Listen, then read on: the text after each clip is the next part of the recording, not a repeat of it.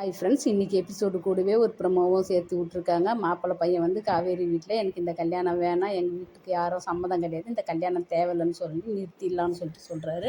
காவேரி மட்டும் ஏன்னு கேட்குறாரு. காரணமே இல்லாமல் வேணாம் இந்த கல்யாணம்னு சொல்லிட்டு போய்க்கினே இருக்காரு. இதை கேட்டு எல்லாருக்குமே சந்தோஷம் தான், ஆனால் யாரும் காட்டிக்கல. ஆனால் காவேரி மட்டும் இதுக்கெல்லாம் காரணம் அம்மா அப்பா தான், அவர் என்ன பண்ணுறேன் பாருன்னு சொல்லிட்டு கோவிலில் போய் நம்ம விஜய்கிட்ட இந்த கல்யாணத்தை நடக்க விடாமல் தடுத்து நிறுத்திட்டுங்களான்னு விஜய் மேலே கோவத்தை காட்டுறான். நான் இவர் திட்டுற ஒவ்வொரு வார்த்தையை நம்ம விஜய் காதுலேயே வாங்கலை. அந்த அளவுக்கு கல்யாணம் நின்று போச்சுன்ற ஒரு மனசுலேருந்து அந்த புன்னகையோடு அவர் எங்கேயோ பார்த்துக்கிட்டு நீ எங்கேயோ திட்டுன்னு சொல்லிட்டு இதெல்லாம் கேட்குறாரு. ஆனால் உண்மையிலேயே இந்த கல்யாணத்துக்கு விஜய் காரணமாக இருந்திருக்க மாட்டார், இவர் நிறுத்திருக்க மாட்டார்.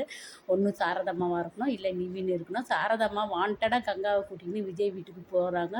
அம்மு வந்து ஃபோட்டோ வச்சு அப்பா ஆயுதாருன்னு சொல்லிட்டு, ஒருவேளை சாரதம்மா ஏதாவது அங்கேருந்து ஃபோட்டோ எடுத்தது மாப்பிள்ளை பையன்கிட்ட காட்டுறாங்களா, இல்லை நம்ம அம்முவும் யாழினி பாப்பாவும் ஃபோட்டோ எதுனா வச்சுக்கின்னு விளையாடும் போது மாப்பிள்ளை பையன் இதை பார்க்குறாரா என்னன்னு தெரியல. அதெல்லாம் எபிசோடில் பார்த்துக்கலாம். Bye bye. ஆனால் கல்யாணம் நின்று போச்சு. பாய்.